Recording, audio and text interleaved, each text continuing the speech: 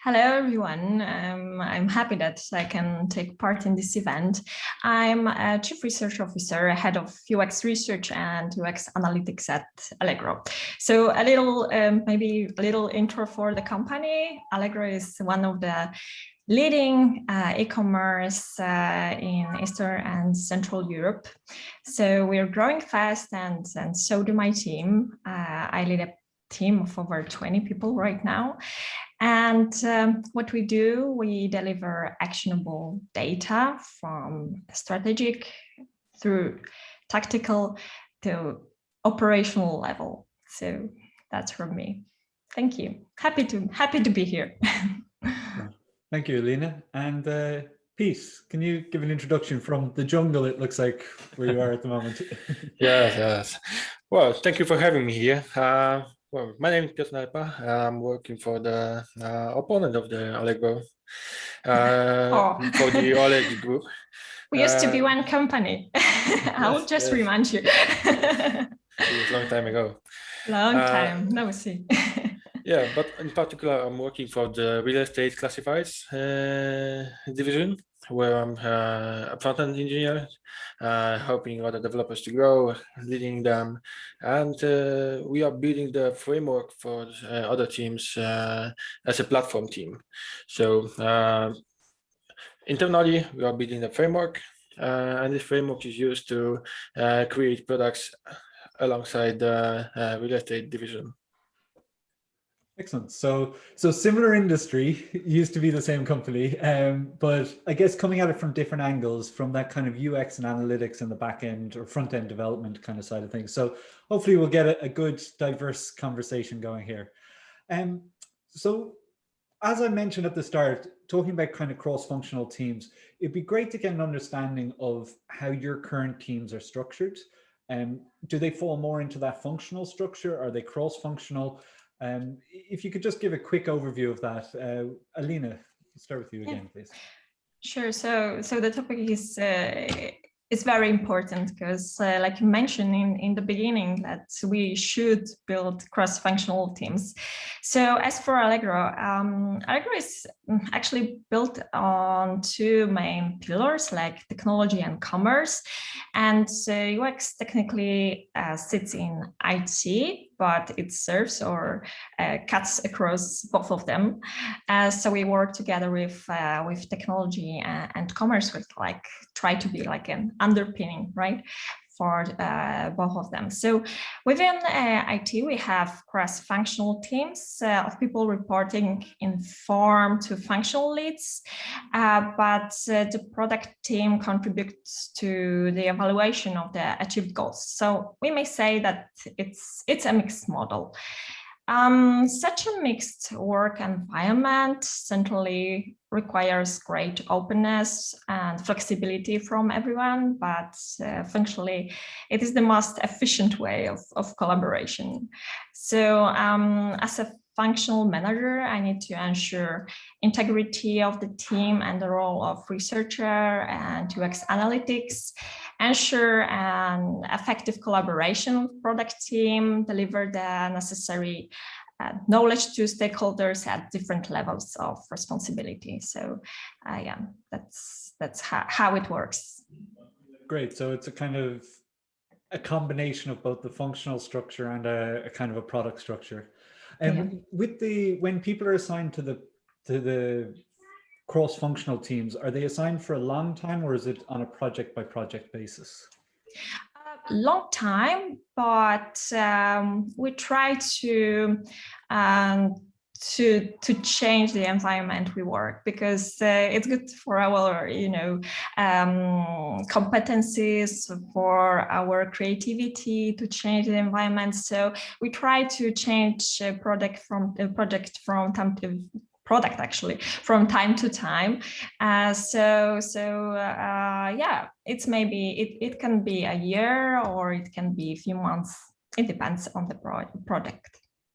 Okay, great. Yeah. There's a lot I can jump into there, and I think we will as the conversation goes on, because that kind of hybrid matrix structure, it's becoming quite common in a lot of organizations, and I think there are some frictions that hopefully I'm sure it's smooth at Allegro, but we'll jump into that as we go. Sure. So Peter, can you give me an overview of how your team is structured? Are you structured along functional lines? Is it cross-functional? Just to get a better understanding of the team. Sure. Well, my team consists of developers. There are front-end developers, back-end developers, and site reliability engineers. And of course, there's an engineering manager who is responsible for managing the tasks in the team.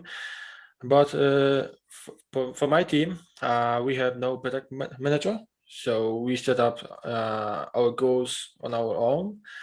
But there are also product teams, and they have the product managers as well.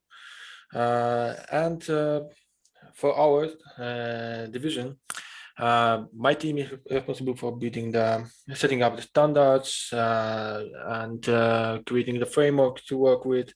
And we care a lot about the performance of the solutions. So we are like some sort of guards for the technology. Great. So it sounds like your customers are actually the product teams, and the product teams are delivering to the end customers. Right.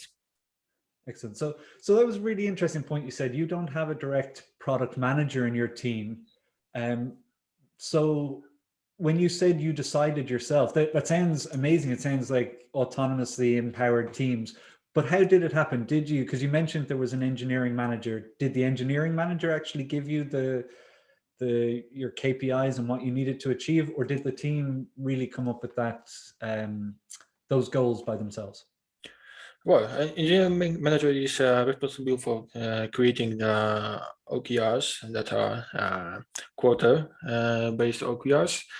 And in such OKRs, we are preparing the goal set. For instance, migrating some stuff to new technology stack, helping other teams to deliver some products. And that's our high-level goals.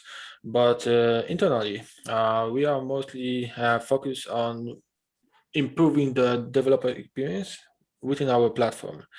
So that's how, because what I can say, internally, we are organizing meetings, at least for the front-end engineers, where we listen to other product teams, developers, and we try to plan what can we do in order to improve developer experience in the platform.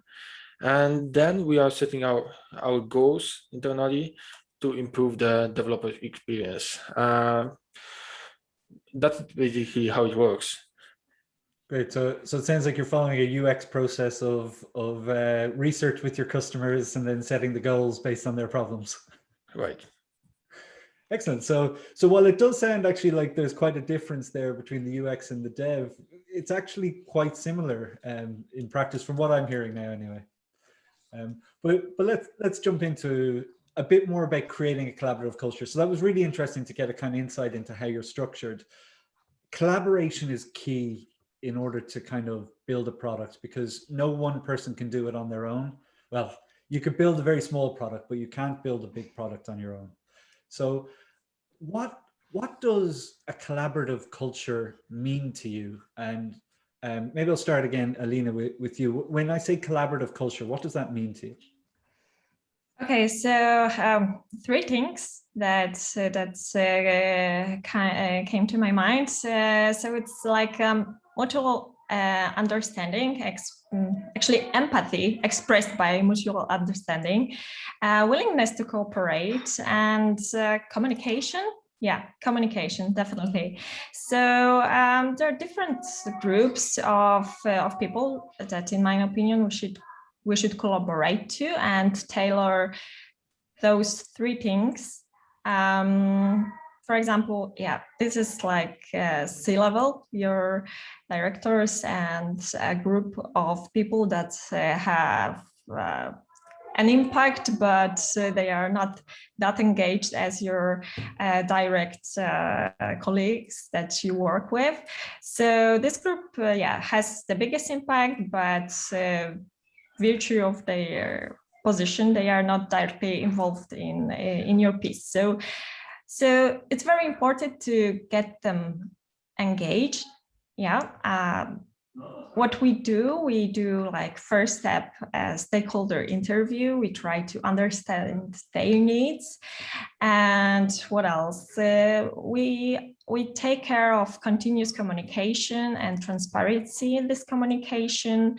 It must be a habit, so they know that what can they expect from you, and what else? And the third thing is that you need to report your results, but you need to give more strategic output.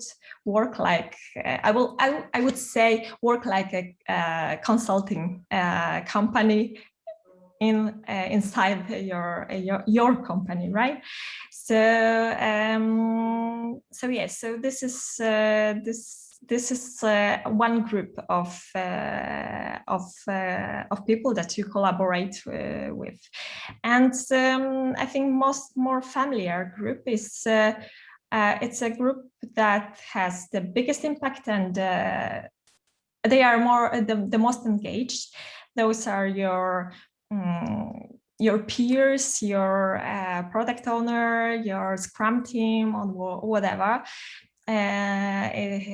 or whoever he or she is.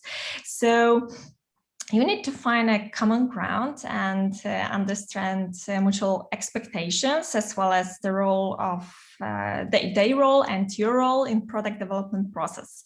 So I included it in my presentation, but this is very important. So I will stress it here again, that you need to know what your role in the product development is, and what you can offer and what you can get from each other. So we try to be in their shoes and understand their needs. So researchers and analysts must be very empathetic here. At every stage of the process, from strategy through design, development, and testing, we need to collaborate. So we need to be visible, and we need to be present actually in every step of the process when we collaborate with this group. So this is the second group, the closest one. And there is another group that is often forgotten. So I call them everyone else. And I'm sorry for saying this, but we often forgot about people that are not our close peers at work. But it is valuable to at least keep them up to date. You never know when you will need their support. So you need to be conscious on with whom you work, and what you need to offer, and what you can get from the group. So 3 things: empathy, willingness to cooperate, communication, which are tailored to those 3 groups, in my opinion. Great. And there's probably the 4th group as well, the customers, the end customers. All right. But they are the king, right?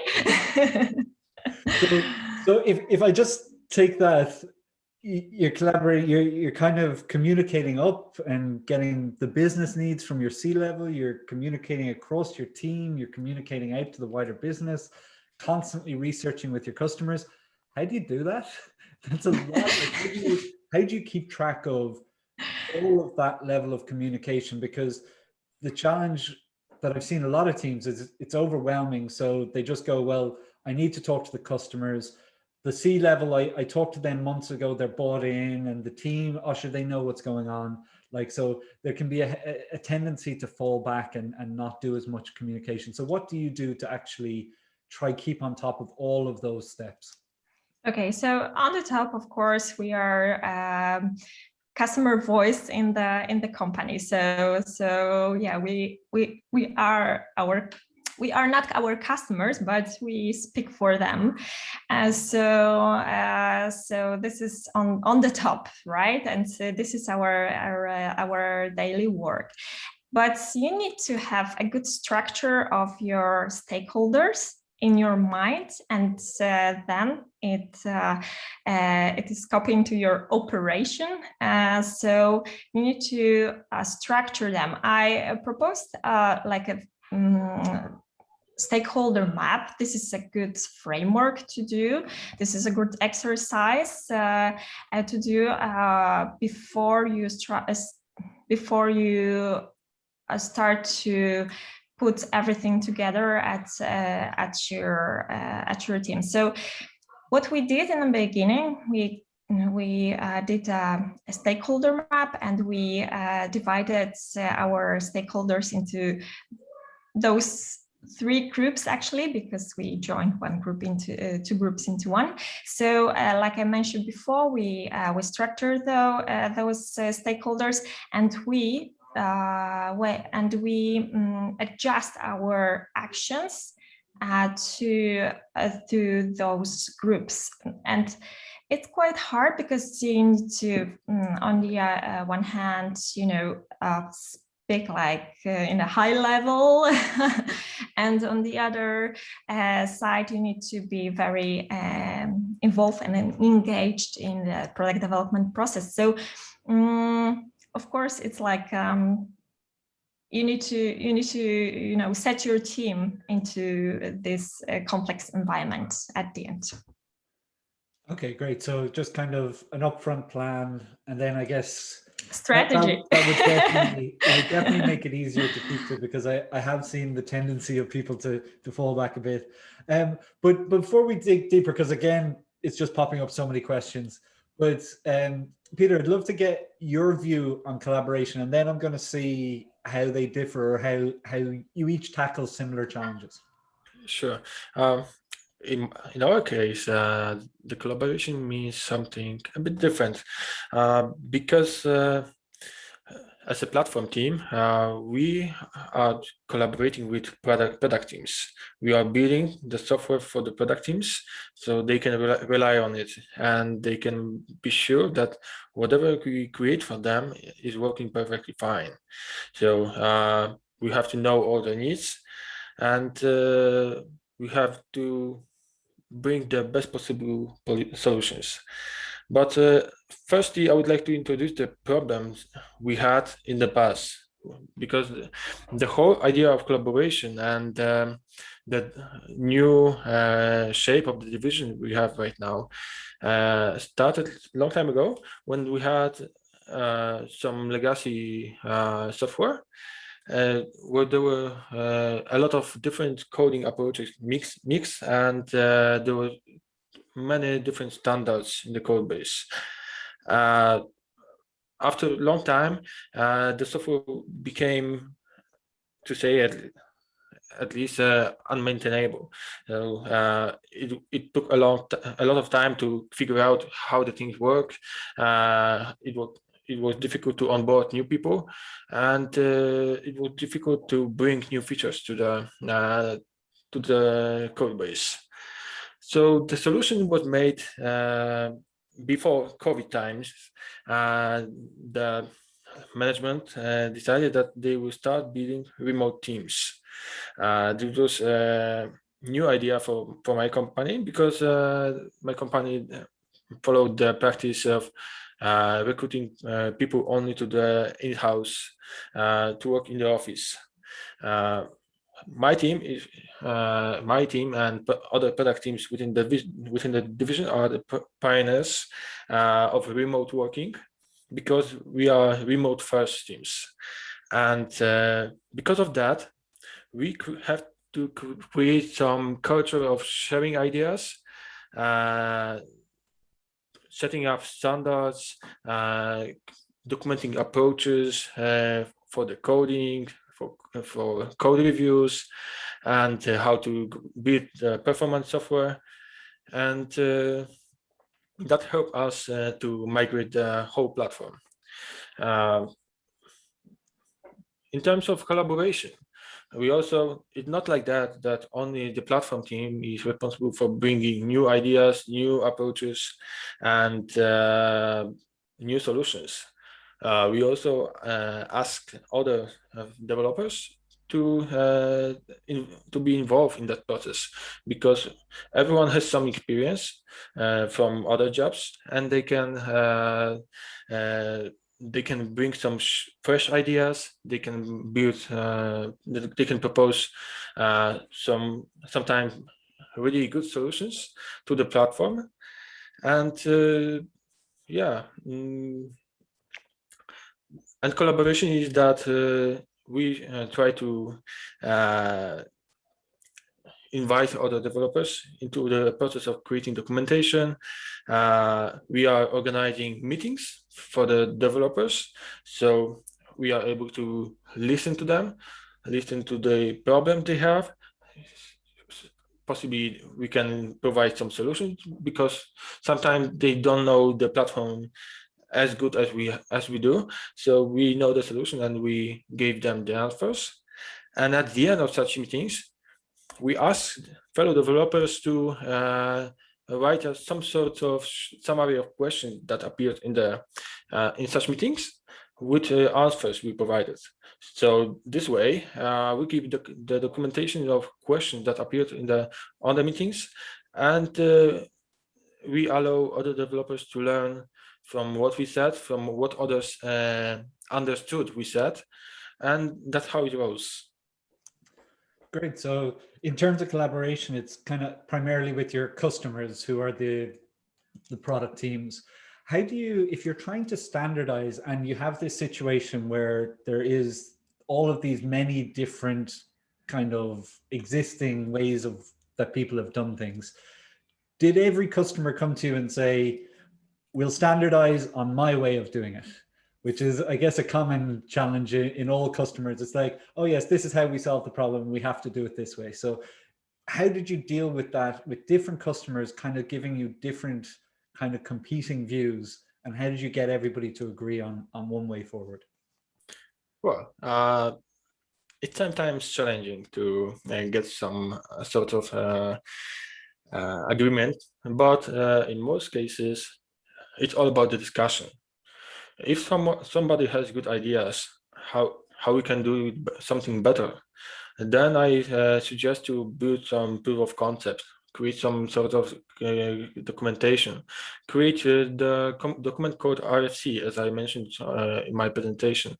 So in such document, in the RFC, there should be a background described, and the background of the issue, the background of the challenge, and then there should be some possible solutions exposed, just to let other developers know, and the conclusions, what should happen after choosing such a solution. And then we have discussions regarding this RFC document, and we are setting up strict deadlines. So such discussions are not like a never-ending story, but we are setting up the deadline, for instance, for 1 week or 2 weeks. And after that time, after gathering all the opinions from other developers, the platform team or the developer that created an RFC document is creating the ADR, architectural decision record, with the final decision. And this document means that everyone agreed to that particular solution, and everyone is will follow the decision when developing the software. This is very important because it helps us to keep the code base consistent and help us to grow and make our product, our platform maintainable in the long term. Great. What is also important is that all the discussions are made in the asynchronously. So there is no need to make extra calls, extra meetings. Everyone can have a voice at whatever time such a person finds most suitable. So this is very important. because we don't want to spend much time on the meetings where we can potentially argue. And sometimes when we are arguing, we can miss the point of the idea. So it's better to write the idea down in the comments and then read it carefully and make a proper comment, or maybe just like the idea.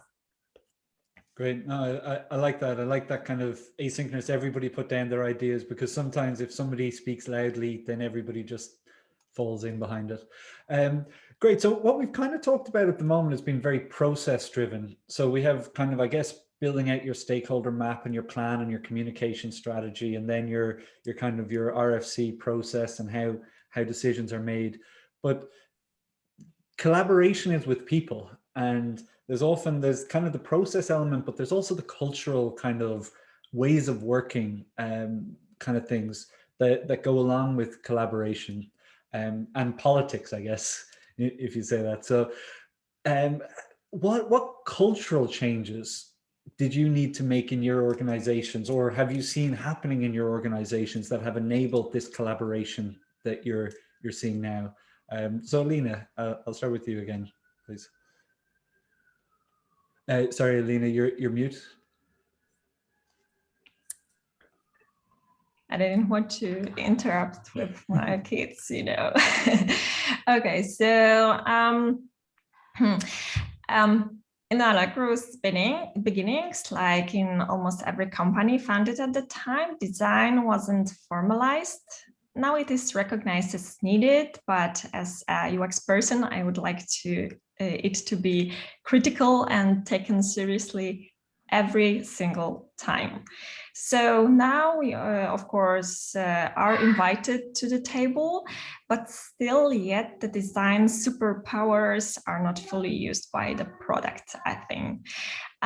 So we should monitor the other side. Does design have enough courage to speak up? So not only complain that we are not, invited, but also start to be more courage and yeah, like I said, speak up for the design. So as a psychologist, I would say start from yourself. What changes? I think people, their personalities, ability to negotiate, to collaborate, as the topic of today's meeting. So use all the design tools, or use all of your skills of your, like I mentioned, negotiation skills, or making relation. I don't know how to say it, but yeah.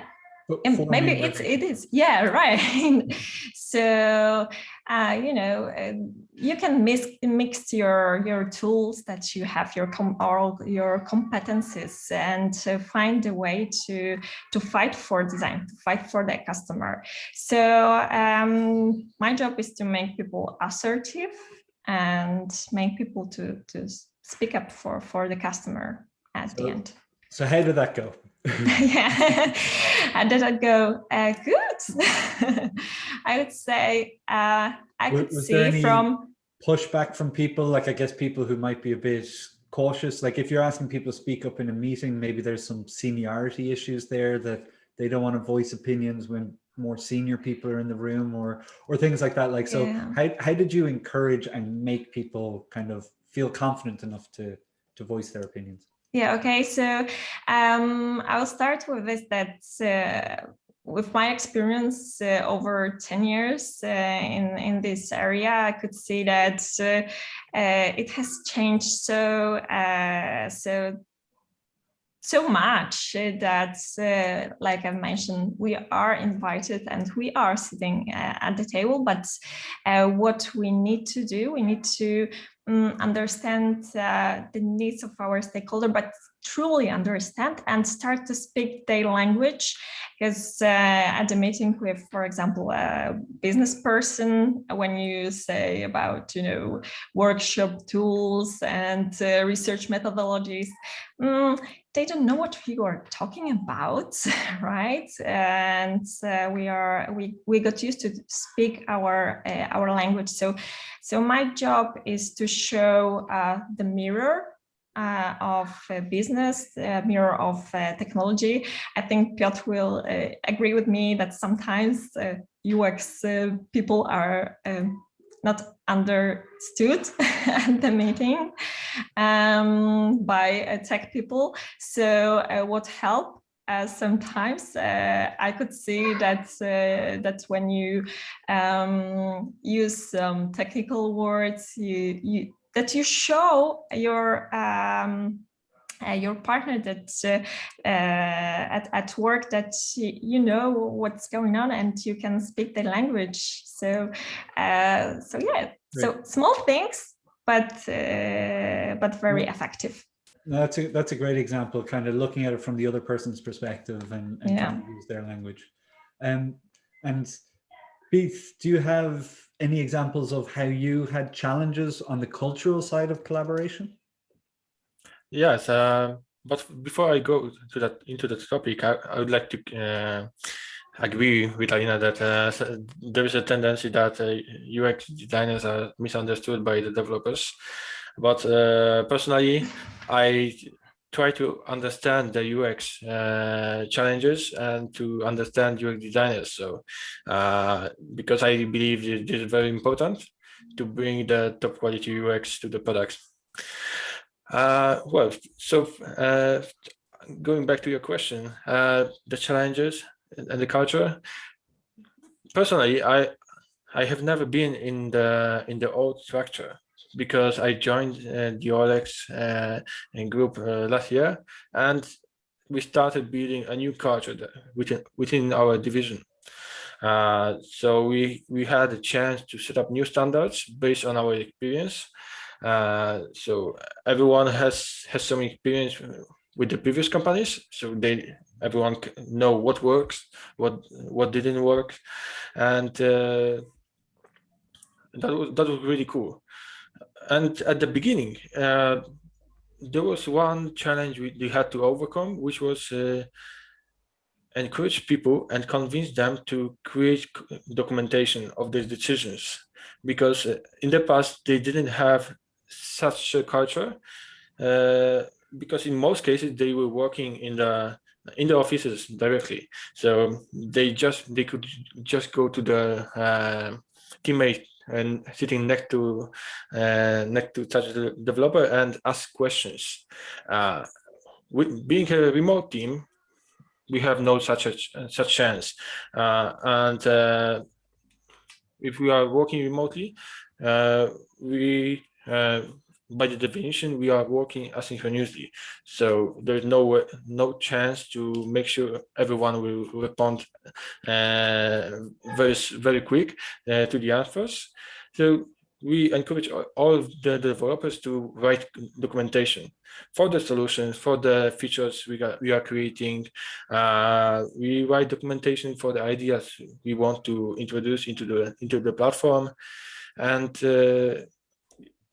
thanks to that, we just are showing other developers that it brings a huge rewards, because nobody likes to spend time on the meetings where the same question has to be answered over and over again. So by creating proper code documentation, we are reducing the amount of additional meetings, especially for the newcomers, because when a newcomers joins a company, or in our case, our division, they had to understand how we are building the product. Such a person has to understand what can we do, what can such a person do with the code, what are the standards, how do we make code reviews. Yeah, so this is the kind of challenge we have solved with our culture, but still there's ongoing process to convince and encourage new joiners to write code documentation, because I know that there's a lot of people that have great ideas, but they don't know how to communicate the ideas and how to write them down into a document so everyone can take a look in a suitable time and to give some insights regarding the solutions that are proposed there. Great. No, it's a really good example that kind of, again, it's almost encouraging people to speak up, the same problem that Alina had, which it's great to, unfortunately, I was hoping to keep going. I've got so many questions to keep asking you, but unfortunately we're actually over time. So I've really enjoyed the conversation. I hope you've found some value from it, those who are listening. And I just want to thank Alina and Piotr for your time.